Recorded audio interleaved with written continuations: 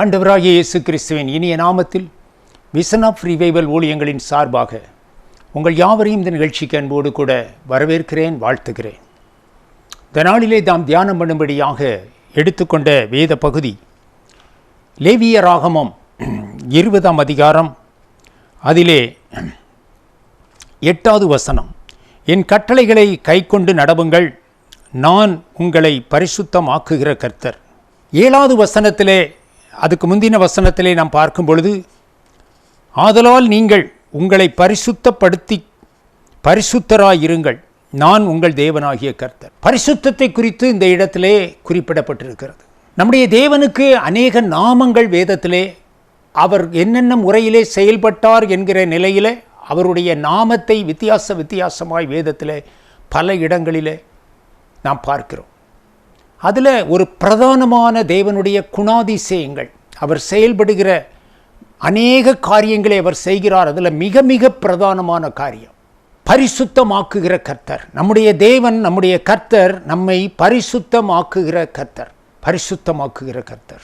ஒரு மனுஷன் பூமியிலே வாழும் பொழுது, பிறக்கும் பொழுது, அவன் வாழும் பொழுது, அவன் தேவனோடு நெருங்கி சேர முடியாத அளவிலே அவனுடைய சுவாபங்கள், அவனுடைய செயல்பாடுகள் காணப்படுகிறது. பரிசுத்தம் இல்லாமல் ஒருவனும் தேவனை தரிசிக்க முடியாது என்று வேதம் சொல்லுகிறது. பரிசுத்தம் இல்லாத ஒரு மனுஷன் தேவ சமூகத்திலே வர முடியாது என்று சொல்லி வேதம் சொல்லுகிறது.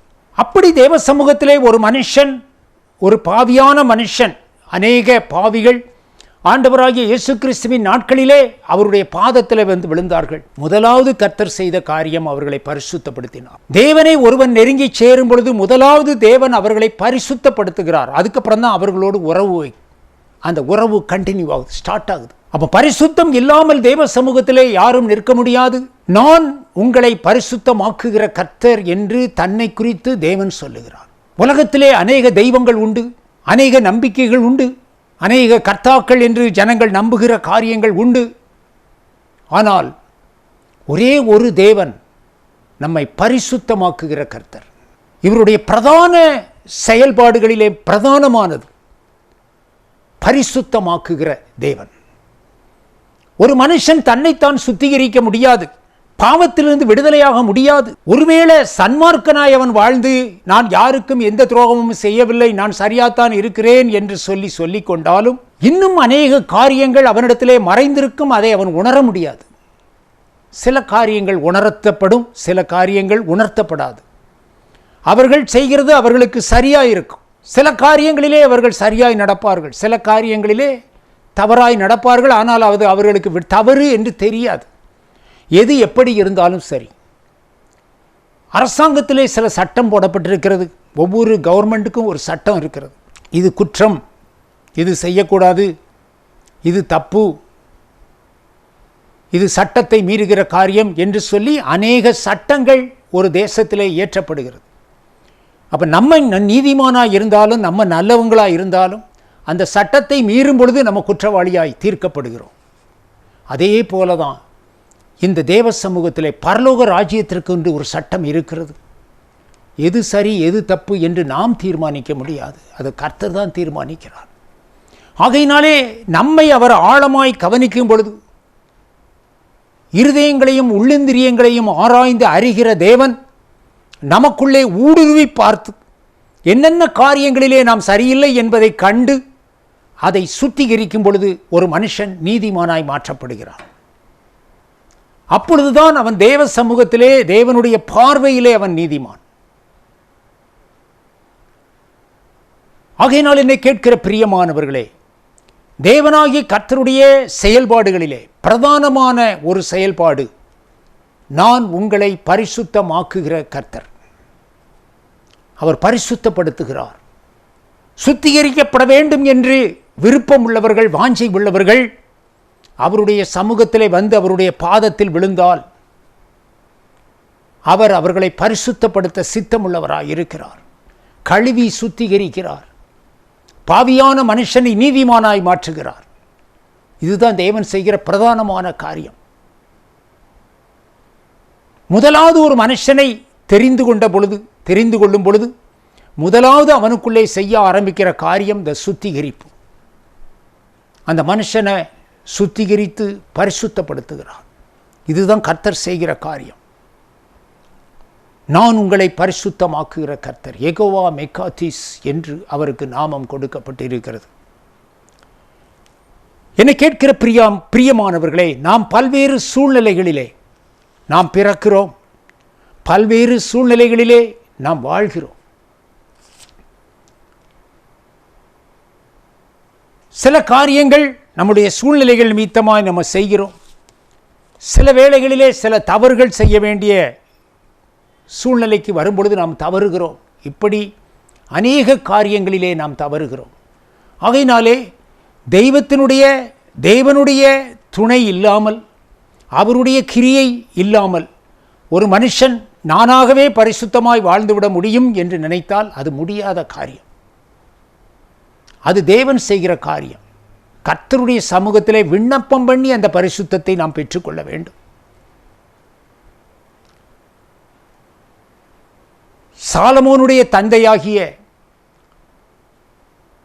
சாலமோன் ராஜா என்று எல்லாரும் அறிந்திருக்கிறோம். அவருடைய தந்தையாகிய தாவீது தன்னை குறித்து சங்கீதம் 51:5 சொல்கிற காரியம், இதோ நான் துர்க்குணத்தில் உருவானேன், என் தாய் என்னை பாவத்திலே கற்பந்தரித்தாள்.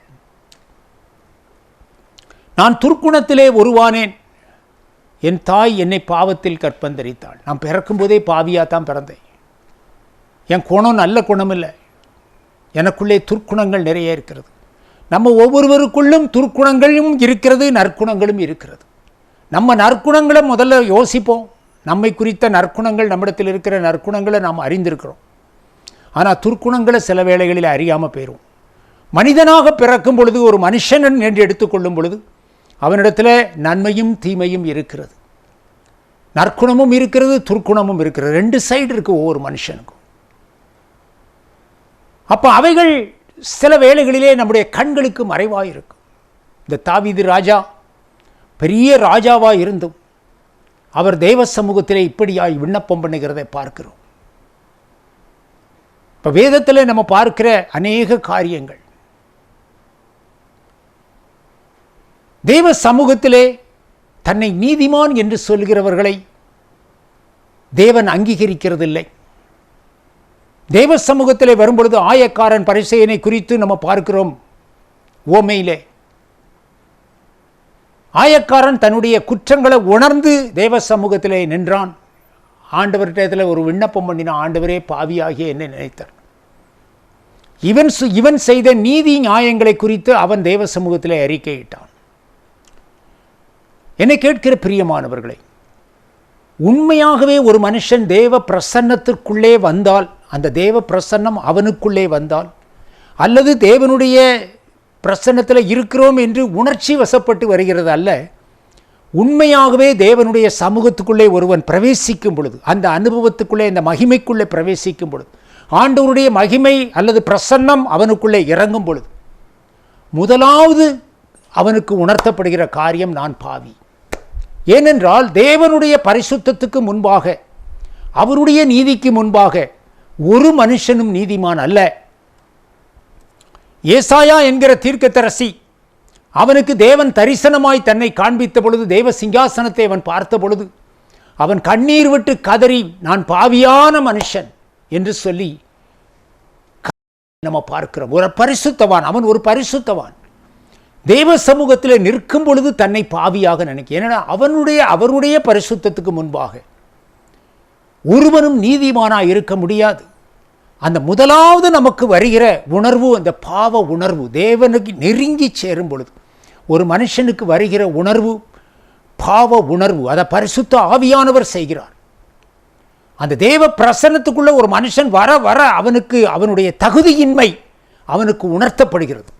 அதை அறிக்கையிட்டு தேவ சமூகத்திலே மன்றாடும் பொழுது அவன் தகுதிப்படுத்தப்படுகிறான். பலிபீடத்திலிருந்து ஒரு அக்கினியை எடுத்து ஏசாயா தீர்க்கதரிசியினுடைய உதடுகளை தொட்டு, நீ பரிசுத்தமானாய் சுத்தமானாய் என்று சொல்லி தேவன் சொல்கிறதை பார்க்கிறோம். சுத்திகரிக்கப்பட்டான். யோசுவாவினுடைய அழுக்கு வஸ்திரங்கள் மாற்றப்பட்டு வெண் வஸ்திரம் தரிப்பிக்கப்பட்டு, உன் அக்கிரமத்தை உன்னிட்டிலிருந்து நீங்கச் செய்தேன் என்று ஆண்டவர் சொல்கிறார். நம்மை பரிசுத்தமாக்குகிற கர்த்தர். யெகோவா மெக்காத்திஸ். அந்த தேவ பிரசன்னத்தை உணராத ஒரு மனுஷன்தான் தன்னுடைய நீதிகளை குறித்து, தன்னுடைய உயர்வுகளை குறித்து தேவ சமூகத்திலே அறிக்கையிட்டு கொண்டிருப்பான். நான் உபவாசம் பண்ணினேன், நான் நீதி செய்தேன், நான் இறக்கப்பட்டேன், நான் உதவி செய்தேன். இதெல்லாம் தேவ சமூகத்தில் ஒரு மனுஷன் சொல்கிறான்னா அவன் தேவ பிரசன்னத்தை உணரவே இல்லைன்னு அர்த்தம். தேவ பிரசன்னத்தை உணர்ந்த மனிதனுடைய வெளிப்பாடு இப்படி இருக்காது. இதுதான் பிரதானமாய் நாம் பார்க்க வேண்டிய காரியம். எத்தனையோ பரிசுத்தவான்களை வேதத்தில் பார்க்கிறோம். தெய்வ சமூகத்தில் நிற்கும் பொழுது அவர்கள் நடுங்கி முகங்குப்புற விழுகிறத பார்க்கிறோம். யோவானை பார்க்கிறோம், செத்தவனை போல் பாதத்தில் விழுந்தார் என்று சொல்லி முகங்குப்புற விழுந்தார். இயேசுவோடு நெருங்கிய உறவு வைத்திருந்த இந்த உலகத்திலே அவர் இருந்த பொழுது அவருடைய மார்பிலே சாய்ந்து கொண்டிருந்தவர். ஆனால் அவருடைய தேவ மகிமையோடு அவருடைய உண்மையான தேவகுமாரனாய் அவரை பார்க்கும் பொழுது தனக்குள்ளே அவன் தான் தகுதியற்றவன் என்கிற உணர்வு முகங்குப்புற விழுந்தான் என்று சொல்லி செத்தவனை போல் விழுந்தான். இதுதான் உண்மையான தேவ பிரசன்னம். ஒரு தேவ பிரசன்னத்தில் ஒரு மனுஷன் போகும் பொழுது இதுதான் நடக்கும்.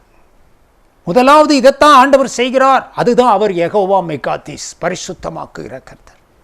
பரிசுத்தர் பரிசுத்தர் பரிசுத்தர் என்று சொல்லி கேருபீன்கள் சேராபீன்கள் துதித்து ஆராதித்து கொண்டிருக்கிற அந்த துதிகளின் மத்தியிலே வாசமாக இருக்கிற பரிசுத்த தேவன். அதை நம்மளால் கற்பனை பண்ண முடியாது, அதை நம்மளால் யோசிக்க முடியும், நம்ம புத்தியினால் அதை யோசிக்க முடியாது, புரிந்து கொள்ள முடியாது. ஆகையினால் என்னை கேட்கிற பிரியமானவர்களை, இந்த தாவீது ராஜா தேவனுடைய சமூகத்திலே போகும் பொழுது, தேவனை நெருங்கி சேர்ந்து அவருடைய சமூகத்தில் அவருடைய பிரசன்னத்தை உணர்ந்து அவரை துதிக்கும் பொழுது அவருக்கு இந்த உணர்வு வருகிறது. துர்க்குணத்தில் உருவானேன், என் தாய் என்னை பாவத்தில் கற்பந்தரித்தாள். இவனுடைய துர்க்குணங்கள் இவனுக்கு முன்பாக, நான் இப்படிலாம் செஞ்சனே, இப்படிலாம் பேசினேனே, இப்படிலாம் நடந்தனே, நான் நல்லவே இல்லையே, ஆண்டவருக்கு முன்னால் நிற்கமே, நான் தகுதி இல்லையே. இந்த உணர்வு இந்த தாவீதுக்கு இருந்தது. அதை அறிக்கை இடுகிறதை பார்க்கிறோம். இதைத்தான் ஆண்டவர் விரும்புகிறார். யதார்த்தம், யதார்த்தத்தை கர்த்தர் விரும்புகிறார். நீ எப்படி இருக்கிறாயோ அப்படியே தேவ சமூகத்தில் நீ எப்படி இருக்கியோ அப்படியே தேவ சமூகத்தில் உன்னை அர்ப்பணிக்க வேண்டும் என்பதுதான் தேவனுடைய சித்தம். எல்லாத்தையும் மறைத்து மூட்டை கட்டி தனியாக வைத்துவிட்டு அவருடைய சமூகத்தில் ஒன்றும் தெரியாதது போல நிற்கிறது தேவனுக்கு அருவருப்பானது மாய்மாலம் என்று சொல்லப்படுகிறது. ஹிப்போக்ரசி, தேவனுக்கு அருவருப்பான ஒரு காரியம். தேவன் அதை வெறுக்கிறார். அப்படிப்பட்ட மனிதர்களை, எப்பேற்பட்ட பாவிகள் புதிய ஏற்பாடு காலத்தில் நம்ம பார்க்கிறோம். எத்தனையோ பாவிகள் இயேசுவினிடத்தில் வந்தார்கள். சமுதாயத்தால் அவர்கள் புறந்தள்ளப்பட்டவர்கள், அருவருக்கப்பட்டவர்கள், பாவிகள் என்று முத்திரை போடப்பட்டவர்கள். ஆனால் ஆண்டவர் அவர்களை வெறுக்கவே இல்லை. அவர்கள் அவருடைய பாதத்தில் விழுந்த பொழுது அவர்கள் பாவ உணர்வடைந்து கண்ணீர் விட்டு அவருடைய பாதத்திலே கண்ணீரால் பாதத்தை கழுவினார்கள் என்று சொல்லி பார்க்கிறோம். பாவியான ஸ்திரீ ஒருத்தியை பார்க்கிறோம்.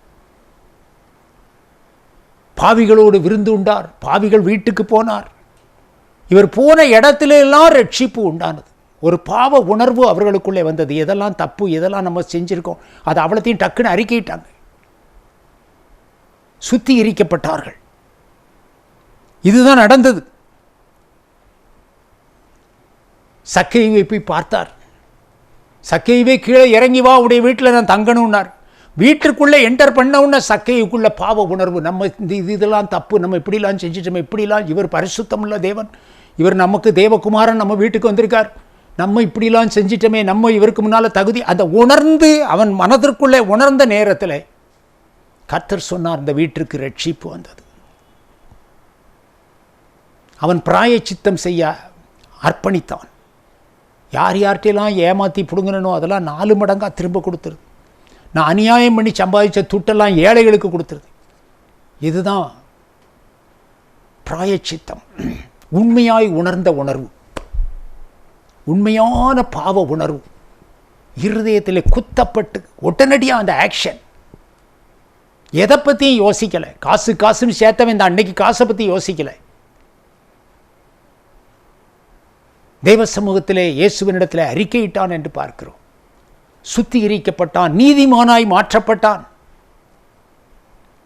இயேசு யாரெல்லாம் சந்திச்சாரோ, இயேசுவினிடத்தில் யாரெல்லாம் வந்தார்களோ அவர்கள் நீதிமான்களாய் மாற்றப்பட்டார்கள். பாவிகளாய் இருந்தவர்களை தேடி போனார். அவர்கள் கழுவப்பட்டார்கள், பரிசுத்தப்படுத்தப்பட்டார்கள். அவர்கள் குற்றங்களை உணர்ந்து அவர்கள் தேவனிடத்திலே அறிக்கை செய்து மனம் திரும்பினார்கள். யோவான் ஞானஸ்நானம் கொடுக்கும் பொழுது பரிசுத்த ஆவியானவர் பலமாய் ஜனங்களுக்குள்ளே கிரியை செய்தார். அநேக ஜனங்கள் தங்கள் பாவங்களை அறிக்கையிட்டு யோர்தானிலே ஞானஸ்நானம் பெற்றார்கள். பரிசுத்தமாக்குகிற கர்த்தர். ஏசாயா தீர்க்கதரிசியின் புஸ்தகம் 4ஆம் அதிகாரம், அதிலே 3-4 வசனங்களை நாம் பார்க்கும் பொழுது, அப்பொழுது ஆண்டவர் இந்த இடத்திலே பார்க்கிற ஒரு காரியம், ஆண்டவராகிய இயேசு கிறிஸ்துவினுடைய பிறப்பை குறித்தும் அவருடைய ரட்சிப்பின் திட்டத்தை குறித்தும் தீர்க்கதரிசிக்கு பரிசுத்த ஆவியினால் வெளிப்படுத்தப்பட்டு எழுதப்பட்ட ஒரு வசனங்கள். இந்த வசனங்கள் இயேசு கிறிஸ்துவினுடைய பிறப்பு, அவருடைய ரட்சிப்பு, அந்த பாவ மன்னிப்பு, ரட்சிப்பு, புதிய ஏற்பாடு தேவனால் ஏற்படுத்தப்பட்ட புது உடன்படிக்கை, அதை குறித்த ஒரு வெளிப்பாடை அவன் பெற்று இயேசு கிறிஸ்துவை குறித்து எழுதப்பட்ட வசனங்கள் தான் இந்த வசனம். முன்னுரைக்கப்பட்ட தீர்க்கதரிசியினால் முன்னுரைக்கப்பட்ட வசனங்கள். இஸ்ரவேலின் 3வது வசனத்தை பார்க்கும் பொழுது, அப்பொழுது ஆண்டவர் சியோன் குமாரத்திகளின் அழுக்கை கழுவி நியாயத்தின் ஆவியினாலும் சுட்டரிப்பின் ஆவியினாலும் எருசலேமின் இரத்த பழிகளை அதன் நடுவிலிருந்து நீக்கி விடும்போது என்று சொல்லப்பட்டிருக்கிறது. சியோனில் மீதியாயிருந்து எருசலேமில் தரித்திருந்து ஜீவனுக்கென்று பெயரெழுதப்பட்டவன் எவனும் பரிசுத்தவான் என்று சொல்லப்படும். ஜீவனுக்கென்று பெயரெழுதப்பட்டவன் எவனும் பரிசுத்தவான் என்று சொல்லப்படுவான். ஜீவனுக்கென்று பெயரெழுதப்பட்டவர்கள் சியோன் குமாரத்தினுடைய அழுக்கை கழுவி என்று சொல்லப்பட்டிருக்கிறது. உன் பாவங்கள் இரத்தாம்பர சிவப்பாய் இருந்தாலும் அவைகள் உறைந்த பனியிலும் வெண்மையாக்குவேன் என்று ஆண்டவர் சொல்லுகிறார். ஒரு சுத்திகரிக்கிற தேவன். அவர் சியோன் குமாரத்தின் அழுக்கை கழுவுகிறார். நியாயத்தின் ஆவியினாலும் சுட்டரிப்பின் ஆவியினாலும். நியாயத்தின் ஆவி, அந்த நியாயத்தின் ஆவி அவர்களுக்குள்ளே கொடுக்கப்படுகிறது. இது இனிமே இப்படித்தான் நடக்கணும், இதுதான் சரி, இதுதான் தேவன் விரும்புகிறது. அந்த நியாயத்தின் ஆவி அவர்களுக்குள்ளே இறங்குகிறது. பரிசுத்த ஆவியானவர் அப்படி கிரியை செய்கிறார். சுட்டரிப்பின் ஆவி, ஏற்கனவே பாவத்தில் சிக்கியிருந்த கடந்த காலத்தினுடைய வாழ்க்கையினுடைய பாவங்கள், அந்த பாவத்தினுடைய வேர்கள் சுட்டரிக்கப்படுகிறது. பரிசுத்த அக்கினி, பாவத்தின் வேர்கள் சுட்டரிக்கப்படுகிறது. அந்த பாவ சுவாபங்கள் சுட்டரிக்கப்படுகிறது. அந்த பாவத்தின் மேல ஒரு வெறுப்பு உண்டாகிறது. சுட்டரிப்பின் ஆவி, சுட்டரிப்பின் ஆவி. ரட்சிக்கப்படுகிற அனுபவத்தை பெற்றுக்கொண்டவர்கள் இது நன்றாய் தெரியும். ஒரு பரிசுத்த பார்வை, ஒரு பரிசுத்த சிந்தை, ஒரு பரிசுத்த எண்ணம் அவர்களுக்குள்ளே உண்டாகிறது. சோத்ரம். இப்படியாய் ஒரு மனுஷனை ஆண்டவர் சுத்திகரிக்கிறார். இது இயேசு கிறிஸ்துவினுடைய நாட்களிலே நடக்கப் போகிற அந்த சுத்திகரிப்பை குறித்து, ரட்சிப்பை குறித்து இந்த தீர்க்கதரிசியானவனுக்கு வெளிப்படுத்தப்பட்டது இதில் எழுதப்பட்டிருக்கிறது. அப்பொழுது ஆண்டவர் சியோன் குமாரத்தின் அழுக்கை கழுவி நியாயத்தின் ஆவியினாலும் சுட்டரிப்பின் ஆவியினாலும் எருசலேமின் இரத்த பழிகளை அதன் நடுவிலிருந்து நீக்கி போடுகிறார். ஒரே நாளிலே அவருடைய ஜனத்தின் பாவங்களை நிவர்த்தி செய்வார் என்று சொல்லி வேறொரு இடத்தில் எழுதப்பட்டிருக்கிறது. இயேசு கிறிஸ்து சிலுவையிலே பலியாறி அவருடைய இரத்தம் சிந்தப்பட்ட பொழுது சியோன் குமாரத்தினுடைய அழுக்கு நீக்கப்பட்டது, கழுவப்பட்டது. இரத்த பழிகள் அதில் நீக்கப்படுகிறது. இரத்த பழிகள், பாவத்தின் தோஷம், இது போவதற்கு பாதையே கிடையாது, சொல்யூஷன் கிடையாது. இதுக்கு உலகத்தில் இரத்த பழிகளுக்கு சொல்யூஷன் கிடையாது. அது நம்மளை தொடர்ந்து வரும், நம்முடைய சந்ததியை தொடர்ந்து வரும், சந்ததி சந்ததியாய் தொடர்ந்து வரும். இரத்த பழிகள், இரத்த பழிகள், பாவத்தின் தோஷம் ஒரு மனுஷனை தொடர்ந்து வரும். சோசியக்காரன்ட்ட போய் கேட்கும்போது சொல்லுவான், உங்களுக்கு தோஷம் இருக்கு, முன்னோர்கள் செய்த பாவம், இவன் செய்த பாவம், இவன் அறியாமலே செய்த பாவம் என்று உணராமல் இருந்தாலும் அந்த பாவத்தின் தோஷம் இவனுடைய வாழ்க்கையிலே பேலன்ஸ் செய்கிறது. இதெல்லாம் நீக்கிறதுக்கு வேற பிராயச்சித்தம் கிடையாது, பரிகாரம் கிடையாது. ஒரே பரிகாரியாகிய கர்த்தர், நானே உன் பரிகாரியாகிய கர்த்தர் என்று வேதம் சொல்லுகிறது. எப்பேற்பட்ட மனுஷனாயிருந்தாலும், எப்படிப்பட்ட பாவம் செய்திருந்தாலும் தேவனை நோக்கி பார்ப்பானானால், தேவ சமூகத்திலே அவன் வருவானானால், முதலாவது தேவன் செய்கிற காரியம் சுத்திகரிப்பு, பரிசுத்தமாக்குகிறார். பாவ உணர்வை கொடுக்கிறார். அவன் கண்ணீரோடு தேவ சமூகத்திலே விண்ணப்பம் பண்ணி கதறி அதற்காய் மன்னிப்பு கேட்கும் பொழுது, பாவத்தை அறிக்கையிடும் பொழுது அவன் பரிசுத்தமாக்கப்படுகிறான். அவன் நீதிமானுடைய லிஸ்டில் அவன் சேர்க்கப்படுறான். பரலோகத்தின் பார்வையில் உலகத்தில் ஒருவேளை அவன் குற்றவாளியாகவே இருக்கலாம், தண்டனைக்குரியவனாய் இருக்கலாம், தண்டிக்கப்படலாம். ஆனால் தேவ சமூகத்திலே அவன் அங்கீகரிக்கப்பட்டவனாய் காணப்படுகிறான். பரலோகம் அவனை அங்கீகரிக்கிறது. இயேசுவின் இரத்தத்தால் கழுவப்பட்ட ஒவ்வொருவரையும் பரலோகம் அங்கீகரிக்கிறது. பரலோகத்தின் பார்வையிலே அவர்கள் நீதிமான்கள், அவர்கள் பரிசுத்தவான்கள்.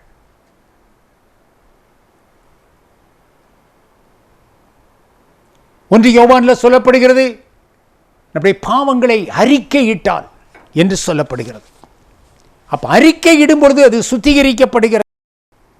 நம்முடைய பாவங்களை நாம் அறிக்கையிட்டால் பாவங்களை நமக்கு மன்னித்து எல்லா அநியாயத்தையும் நீக்கி நம்மை சுத்திகரிப்பதற்கு அவர் உண்மையும் நீதியும் உள்ளவராய் அநியாயத்தை நீக்கிறார். செஞ்ச அநியாயத்தை எங்க போய் தீக்க? சில காரியங்களுக்கு பிராயச்சித்தம் பண்ண முடியாது. செஞ்சிட்டோம், தெரியாம செஞ்சிட்டோம், அந்த அநியாயம் செஞ்சிட்டமேன்னு உணர்ந்தோம். ஒருவேளை உணராமல் இருந்தாலும் ஆண்டவர் அந்த உணர்வை கொடுக்கிறார். அந்த உணர்த்தப்படும் பொழுது தேவ சமூகத்திலே முகங்குப்புற விழுந்து அந்த காரியங்களை உணர்ந்து கண்ணீரோடு கதறி உடைந்த இருதயத்தோடு விண்ணப்பம் பண்ணும் பொழுது அந்த அநியாயங்கள் நீக்கப்படுகிறது. நீக்கிறார், அந்த அநியாயத்தை நீக்கிறார். நம்முடைய வாழ்க்கையில் பாவங்களை அறிக்கையிட்டால் பாவங்களை மன்னிக்கிறார், அக்கிரமங்களை நிவர்த்தி ஆக்குகிறார். அவருடைய பரிசுத்த இரத்தத்தினாலே அந்த அதிகாரம், பாவங்களை மன்னிக்க மனுஷகுமாரனுக்கு அதிகாரம் கொடுக்கப்பட்டிருக்கிறது. என்னை கேட்கிற பிரியமானவர்களை, சுத்திகரிப்பதற்கு நமக்கு ஒரு வாய்ப்பு கொடுக்கப்படுகிறது. ஆண்டவராகிய இயேசு கிறிஸ்து வருகிறார். அவருடைய வருகை சடுதியாய் மின்னலை போல் இருக்கும் என்று வேதத்திலே குறிப்பிடப்பட்டது. எதிர்பாராத நேரத்தில் அவர் வருவார். அப்பொழுது தகுதியுள்ளவர்களாய் காணப்படுகிறவர்கள், பரலோக ராஜ்யத்தின் பார்வையிலே நீதிமான்கள் ஆக்கப்பட்டவர்கள், கழுவப்பட்டவர்கள், அவருடைய இரத்தத்தினால் கழுவப்பட்டவர்கள், அவர்கள் பரலோக ராஜ்யத்திலே சொர்க்கத்திற்கு அவரோடு கூட கடந்து செல்லுவார்கள். மீதி ஜனங்கள் எல்லாம் கைவிடப்படுவார்கள். எரிகிற நரகத்திற்கு அவர்கள் ஒப்புக் கொடுக்கப்படுவார்கள். வாய்ப்பு கொடுக்கப்படுகிறது. யார் வேண்டுமானாலும் இந்த பரிசுத்தத்தை பெற்றுக்கொள்ள முடியும். யார் வேண்டுமானாலும் இந்த பாவ மன்னிப்பை பெற்றுக்கொள்ள முடியும். தப்பிக்கொள்ள வேண்டும், வருகிற அழிவிற்கு தப்பிக்கொள்ள வேண்டும் என்று தேவன் விரும்புகிறார். நரகத்திற்கு போவதை ஆண்டவர் விரும்பல. எல்லாரும் ரட்சிக்கப்படணும், சத்தியத்தை அறிகிற அறிவை அடைய வேண்டும் என்று தேவன் சித்தமுள்ளவராய் இருக்கிறார் என்று வேதம் சொல்லுகிறது. ஆகையினால் என்னை கேட்கிற பிரியமானவர்களை, தானியேலில் பார்க்கிறோம், அநேகர் சுத்தமாக்கப்பட்டு வெண்மையாய் காணப்படுவார்கள் என்று சொல்லி கடைசி நாட்களிலே பரலோக ராஜ்யத்தின் காரியங்களிலே, பரலோக ராஜ்யத்திற்கு ஆண்டவருடைய ராஜ்யத்திலே பார்க்கும் பொழுது அநேகர் சுத்திகரிக்கப்பட்டவர்களாய் காணப்படுவார்கள் என்று சொல்லி நம்ம பார்க்கிறோம். சுத்தமும் வெண்மையும் ஆக்கப்பட்டு புடமிடப்பட்டவர்களாய் விளங்குவார்கள். ஒரு கூட்ட புடமிடப்பட்டவர்கள், சுத்தமும் வெண்மையுமாய் ஆக்கப்பட்டவர்கள் பரலோக ராஜ்யத்திலே ஒரு கூட்ட ஜனங்கள் காணப்படுவார்கள். இது கர்த்தரால் ஆகிற கர்த்தர் செய்கிற காரியம்.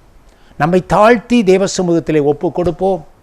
ரட்சிக்கப்பட்ட ஜனங்களும் நம்மை நாமே சோதித்து ஆராய்ந்து அறிந்து தேவ சமூகத்திலே நம்மை தாழ்த்துவோம். நமக்குள்ளும் சுத்திகரிக்கப்பட வேண்டிய அநேக காரியங்கள் உண்டு. கர்த்தர் அறிவார். ஆண்டவரே சுத்திகரியும். தாவீது விண்ணப்பம் பண்ணின மறைவான குற்றங்களுக்கு என்னை நீங்களாக்கும், வேதனை உண்டாக்கும் வழிகள் ஏதேனும் உண்டோ என்று பார்த்து நித்திய வழியில் நடத்தும். இன்னும் எனக்குள்ள என்ன தகுதி குறைவுகள், நீர் விரும்பாத என்ன காரியங்கள் என்னிடத்தில் இருக்கிறது என்று சொல்லி தேவ சமூகத்திலே அறிக்கை செய்யும் பொழுது கர்த்தரே உன்னை பரிசுத்தப்படுத்துவார், சுத்திகரிப்பார். கண்களை மூடி ஜெபிப்போமா. நல்ல பிதாவே, உம்மை நன்றியோடு துதிக்கிறோம். தேவனாகிய கர்த்தர் இந்த நாளிலும் கூட உடைய ஜனத்தோடு பேசியிருக்கிறீர். உடைய பிள்ளைகளை ஆசீர்வதிங்கப்பா. உடைய பிள்ளைகளை கழுவுங்கப்பா. உடைய பிள்ளைகளை பரிசுத்தமாக்குங்கப்பா. பாவத்தின் பிடியில வஞ்சனையினாலே கடினப்பட்டிருக்கிற உடைய பிள்ளைகளை பரிசுத்தப்படுத்துங்கப்பா. ஆண்டவரே, அவர்களோடு கூட இடைபடுவீராக. பாவத்திலிருந்து விடுதலையாக்கும்படியாக கர்த்தர் அவர்களுக்கு பலன் கொடுப்பீராக, கிருபை கொடுப்பீராக. அந்த பாவத்தை விட்டு விலக கிருபை செய்தரலும். குமாரன் உங்களை விடுதலையாக்கினால் மெய்யாகவே விடுதலையாவீர்கள் என்று வேதம் சொல்லுகிறபடி உடைய பிள்ளைகளை விடுதலையாக்கும். அடிமைத்தனத்தின் நுகங்கள் முறிக்கப்படுவதாக. உம்முடைய பிள்ளைகளை விடுதலையாக்குவீராக. உம்முடைய பிள்ளைகளாய், நீதிமானாய், உம்முடைய பிள்ளைகளாய் அவர்களை மாற்றும்படியாய் செபிக்கிறேன். பரிசுத்தப்படுத்துவீராக, பரிசுத்தப்படுத்துவீராக, பரிசுத்தப்படுத்துவீராக. மீட்பர் இயேசுவின் நாமத்தில் செபிக்கிறேன் நல்ல பிதாவே, ஆமென்.